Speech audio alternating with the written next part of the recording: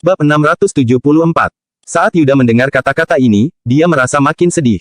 Namun, dia tidak banyak bicara dan hanya mengikuti perintah. Dia memang mengkhawatirkan Provinsi Jawali, tetapi Yuda hanya bisa memilih untuk mempercayai Wira. Bagaimanapun, jika Yuda mengumpulkan dan memimpin pasukan ke sana sekarang, setidaknya itu akan memakan waktu 7 hari sebelum dia mampu menyelamatkan Wira di Provinsi Jawali. Apabila Wira mampu bertahan, 7 hari bukanlah masalah. Namun, jika Wira tidak mampu, semuanya tetap akan terlambat ketika Yuda tiba di sana. Saat ini, bantuan terbaik yang dapat Yuda berikan adalah segera menenangkan perbatasan. Begitu perbatasan stabil, Rendra akan bagaikan burung dalam sangkar. Bahkan, Rendra mungkin akan melarikan diri tanpa melakukan pertempuran.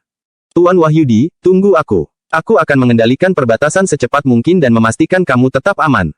Usai berkata demikian, Yuda segera mengumpulkan pasukan dan meninggalkan ibu kota kerajaan untuk menuju perbatasan. Semua ini tentu diketahui oleh kerajaan Agrel, tetapi Senia malah tersenyum. Hasil dari pertempuran ini sama sekali tidak penting. Dia hanya menginginkan Wira. Senia berkata, 7 hari, aku akan memberikan waktu selama 7 hari untuk Wira. Kalau dia masih hidup dalam 7 hari, itu artinya dia milikku. Kalau enggak, meskipun agak disayangkan, aku tetap akan merasa lega. Bagaimanapun, Wira adalah aset berharga kerajaan Nuala. Senia ingin menariknya ke kerajaan Agrel sehingga menggunakan taktik ini. Namun, apa yang terjadi jika taktiknya tidak berhasil? Dia berharap Wira mati. Dengan begitu, pria itu tidak akan menjadi senjata kerajaan Nuala untuk melawannya. Sebagai seorang pemimpin, Senia harus selalu menyisakan jalan keluar. Wira, jangan mengecewakanku, bagaimanapun, aku juga merasakan tekanan yang sangat besar, ucap Senia sambil memicingkan matanya. Tatapan wanita itu penuh dengan kekhawatiran. Saat ini, penduduk Provinsi Jawali merasa tenang dan semua orang menantikan kedatangan esok hari. Malam ini, pasti banyak orang yang tidak tidur. Keesokan paginya, Rendra berdiri di depan 30.000 pasukannya dan hanya mengucapkan satu kata. Serang. Seiring terdengarnya suara langkah kaki, 30.000 pasukan Rendra langsung menyerbu ke arah Provinsi Jawali. Pada saat itu, Provinsi Jawali telah menerima kabar tersebut. Semua prajurit telah bersiap di tembok kota dan tentunya Wira juga berada di sana. Dia menatap ke bawah, lalu berkata dengan tenang. Begitu mereka masuk ke dinding api, langsung nyalakan api dan lemparkan minuman keras. Setelah Wira mengucapkan perintah ini, Noval segera mengangguk dan memberikan perintah. Tanpa berbasa-basi, 30.000 pasukan Rendra langsung menyerang ke arah Provinsi Jawali.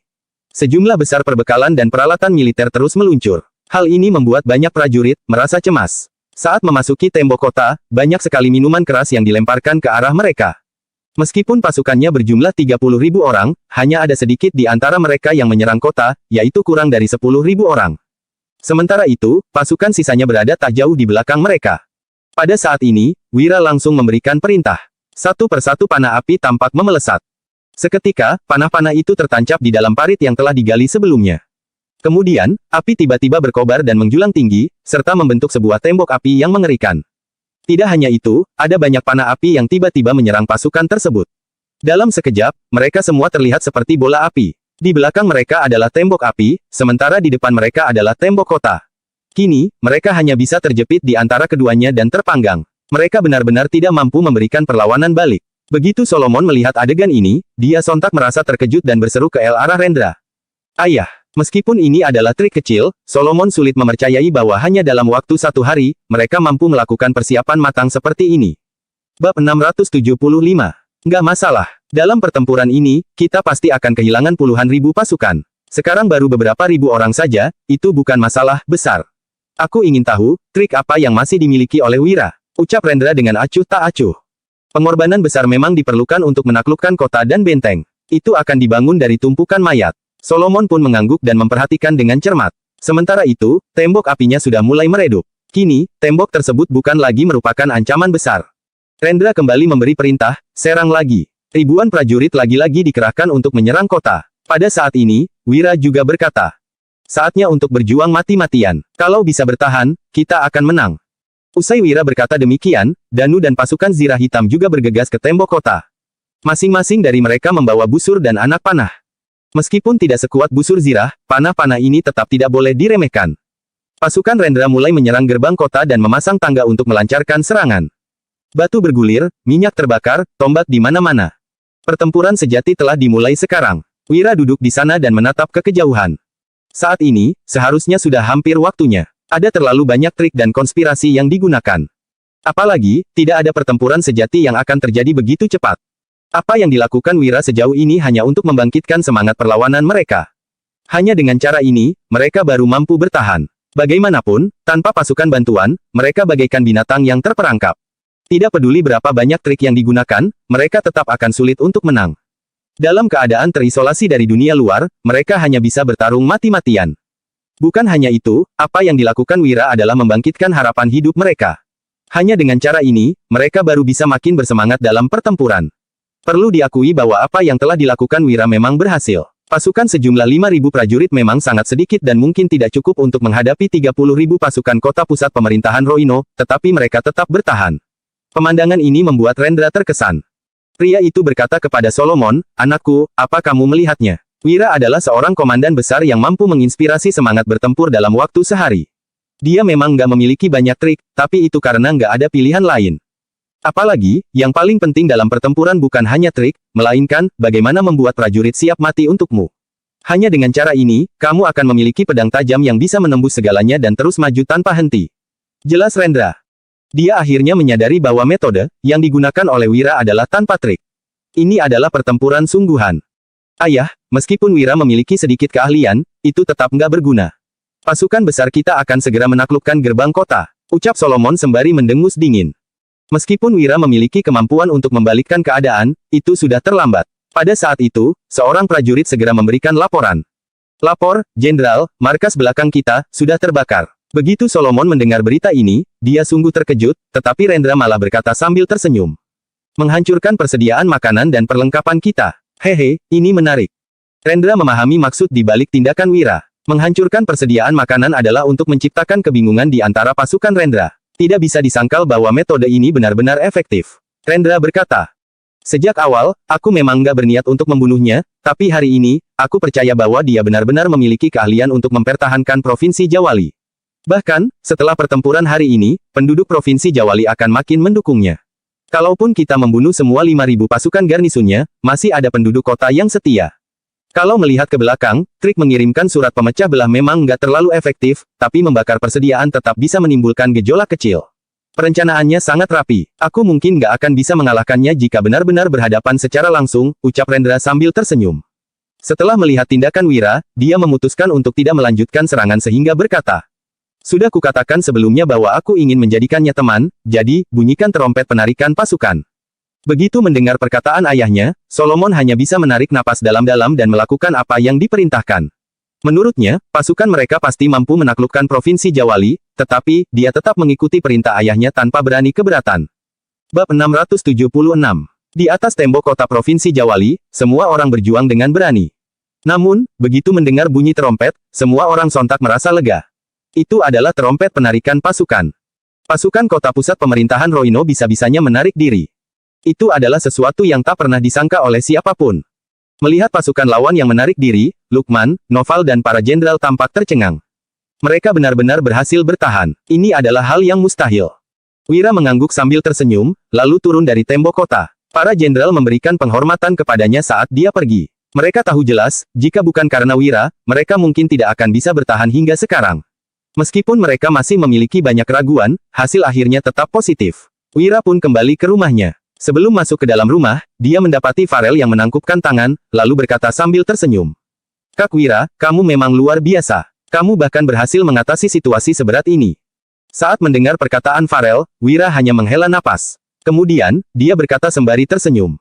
"Apa kamu nggak memahami kerumitan di balik semua ini?" Farel tertegun sejenak, lalu berkata, "Aku hanya mengerti sebagian, tapi ada beberapa hal yang membuatku bingung, mohon arahan dari Kak Wira." Setelah itu, Wira menarik napas dalam-dalam lagi. Saat ini, dia memang membutuhkan bantuan Farel. "Ayo, kita bicarakan di dalam," ucap Wira. Kemudian, dia mengajak Farel dan gadis berpakaian ungu itu ke ruang kerjanya, lalu meminta Danu untuk menyiapkan teh. Setelah teh disiapkan, Wira langsung berkata seraya tersenyum. "Katakanlah, apa hal yang membuatmu bingung, aku akan menjelaskannya padamu. Tapi, sebelum menjawabnya, aku ingin meminta bantuanmu untuk satu hal." Kata-kata ini membuat Farel agak terkejut. Itu sebabnya, dia langsung berkata, "Bantuan? Dalam hal apa?" Farel tentu saja bersedia untuk membantu Wira, mengingat bahwa orang jenius seperti ini sangat jarang ditemukan. Jika Farel dapat membuatnya berutang budi, meminta bantuan dari Wira di masa depan juga akan menjadi lebih mudah. "Bantu aku menjaga dusun Darmadi," ucap Wira seraya menatap Farel. Hal ini membuat wanita itu sangat terkejut. Meskipun kata-katanya terdengar biasa, Farel adalah orang yang sangat peka. Dia segera menemukan ada sesuatu yang tidak beres sehingga bertanya. Kak Wira, apa kamu berada dalam situasi yang berbahaya? Farel cukup terkejut karena Wira, sosok yang begitu luar biasa ini, bisa-bisanya terjebak dalam situasi berbahaya. Ini sangat sulit dibayangkan olehnya. Bukan situasi yang berbahaya, hanya saja, aku nggak mampu menyelesaikannya, jawab Wira. Sejujurnya, situasi ini benar-benar tidak dapat dipecahkan. Aku memiliki banyak pertanyaan, tapi aku ingin tahu kenapa kamu nggak mencari bantuan dari Yuda. Meskipun kita memiliki hubungan baik, kamu selalu memiliki keraguan terhadapku. Kenapa kamu tiba-tiba memutuskan untuk meminta bantuanku? Tanya Farel dengan sangat lugas. Kelugasannya ini membuat Wira yakin bahwa dia tidak salah mencari orang. Sederhana saja, Yuda nggak memiliki kebebasan. Ada beberapa hal yang nggak bisa dia lakukan, tapi kamu mampu melakukannya, jawab Wira setelah menyeruput tehnya. Farel sontak tertawa. Perkataan Wira tidak dimaksudkan sebagai pujian atau upaya menyanjung, tetapi memang kenyataan. Yuda mungkin luar biasa, tetapi dibandingkan dengan Farel, dia kurang fleksibel. Farel memiliki kemampuan diplomatis yang kuat dan pengaruh yang luar biasa di baliknya. Meskipun dia adalah seorang wanita, Farel memiliki pengetahuan dan keterbukaan pikiran yang luar biasa. Secara kasarnya, jika suatu hari Farel dan Yuda berada dalam konflik, Yuda mungkin tidak akan cukup kuat untuk mengalahkannya. Jika dinyatakan secara lebih jelas, Yuda terlalu mengkhawatirkan banyak hal dan berhati-hati, sementara Farel lebih cekatan dan rela melepaskan. Kak Wira, kamu terlalu memujiku. Aku jadi merasa malu, ucap Farel sembari buru-buru menangkupkan tangan. Sementara itu, Wira hanya bisa menggelengkan kepala. Bab 677. Wira berucap, bukan memuji, tapi kenyataannya memang begitu. Selain itu, kamu mau merekrutku. Jadi, kamu pasti akan berusaha menyetujui persyaratan yang kuajukan. Farel menjadi antusias setelah mendengar ucapan Wira. Dia menyahut, Wira, berarti kamu berniat membantu keluarga Barus. Wira menarik napas dalam-dalam dan menimpali. Aku bisa membantu keluarga Barus, tapi kita bicarakan lagi nanti kalau aku bisa kembali hidup-hidup. Farel dan gadis berpakaian ungu tercengang begitu mendengar ucapan Wira. Farel bertanya. Kembali hidup-hidup. Apa, maksudnya? Dia sangat terkejut karena tidak mengerti alasannya.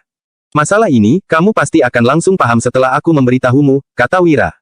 Dia meletakkan cangkir tehnya, lalu melanjutkan. Mungkin, aku akan pergi ke kerajaan Agrel beberapa hari lagi.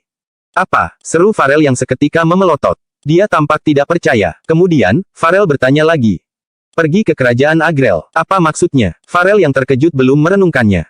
Dia berujar, jangan-jangan, Provinsi Jawali akan gagal. Setelah membawamu pergi, apa kerajaan Agrel akan membunuhmu? Tidak ada yang salah dengan pemikiran Farel, tetapi Wira malah tertawa dan menjawab. Salah, mereka bukan mau membunuhku, melainkan mau merekrutku. Wira tersenyum getir. Farel makin kaget sesudah mendengar ucapan Wira, dia berkata. Maksudmu merekrut, jangan-jangan, pembelotan pasukan kota pusat pemerintahan Roino. Farel memang pintar. Begitu mendengar perkataan Wira, raut wajahnya berubah drastis.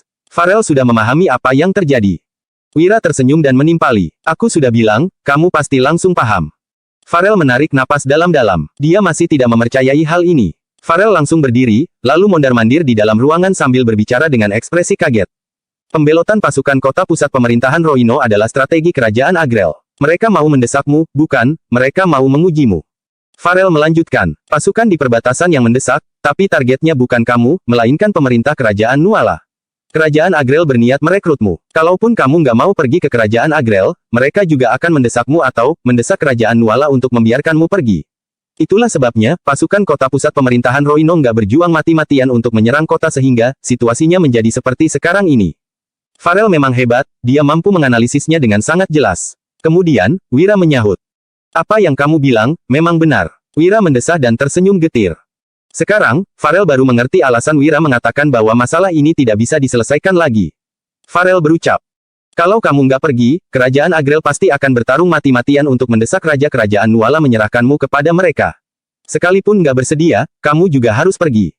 Farel melanjutkan perkataannya, kalau nggak pergi, bukan hanya kamu yang terancam bahaya, takutnya kerabatmu juga nggak aman. Kamu tahu kamu harus pergi, jadi kamu menyuruhku melindungi keluargamu secara diam-diam. Aku mengerti. Raut wajah Farel sangat masam. Dia mengambil cangkir tehnya. Farel yang biasanya selalu tenang juga kaget dengan siasat ini. Farel berkomentar. Benar-benar strategi yang hebat. Bukan hanya berhasil menyelesaikan urusan mereka, tapi juga bisa membuatmu nggak membenci kerajaan Agrel.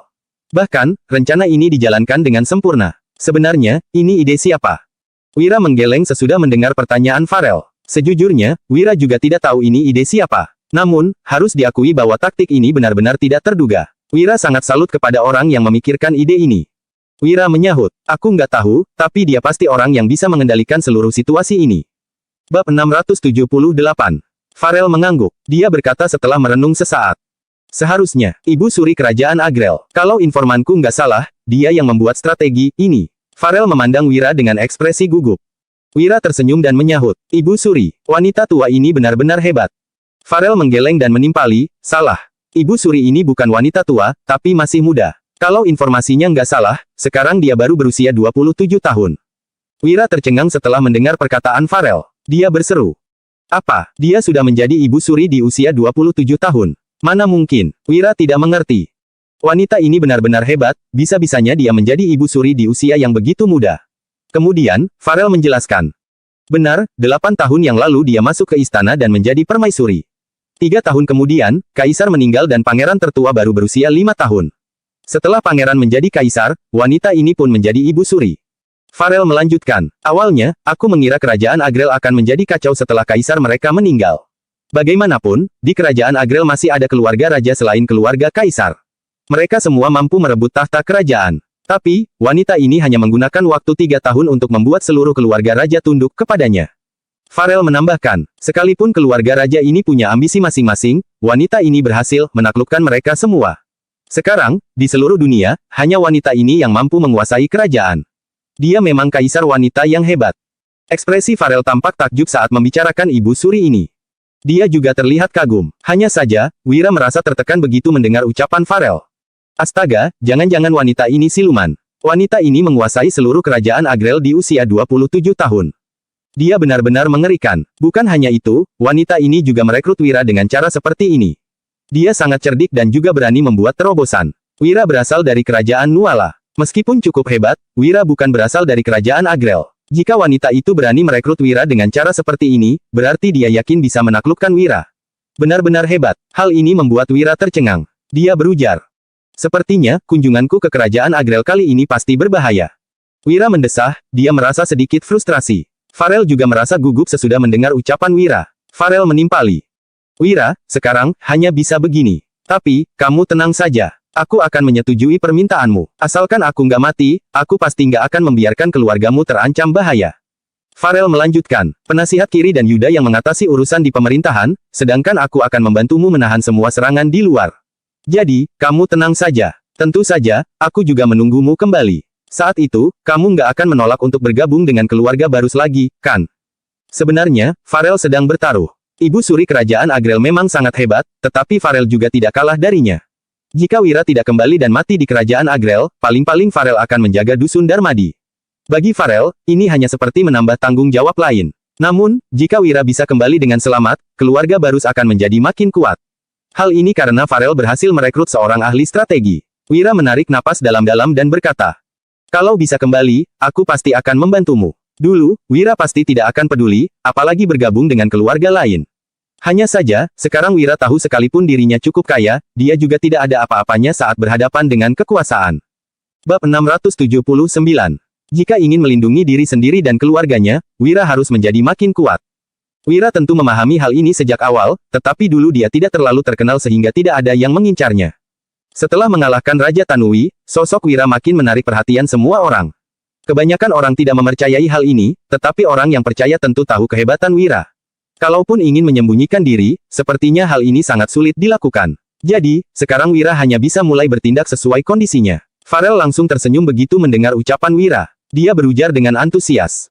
Wira, aku akan mengurus semuanya. Sepertinya, kamu juga perlu mengurus banyak hal. Jadi, aku nggak akan mengganggumu lagi. Kemudian, Farel meninggalkan rumah Wira dengan perasaan gembira. Sesudah Farel pergi, Wira menulis beberapa surat dan meletakkannya di meja. Kemudian, Wira memanggil Danu, Wulan, Fabrian, Pramana, dan Mandra. Mereka tidak tahu Wira mencari mereka karena urusan apa. Namun, mereka hanya diam karena bisa melihat ekspresi Wira yang serius. Ada beberapa hal yang akan kusampaikan. Ingat, kalian harus mengikuti arahanku, kata Wira. Setelah itu, semua orang segera mengangguk. Wira menjelaskan. Yang pertama, semua bisnis di Dusun Darmadi hanya perlu memenuhi kebutuhan semua orang. Jangan menjual terlalu banyak supaya nggak bisa diselidiki orang lain. Dusun Darmadi sudah mengumpulkan kekayaan yang lumayan banyak dan cukup untuk memenuhi kebutuhan sehari-hari. Sesudah Wira selesai bicara, mereka semua tertegun sejenak. Namun, setelah memikirkannya, mereka juga tidak terlalu peduli. Bagaimanapun, mereka bukan orang yang serakah. Selain itu, belakangan ini mereka memang mendapatkan banyak uang. Jadi, hidup mereka tidak kesulitan lagi. Wira melanjutkan.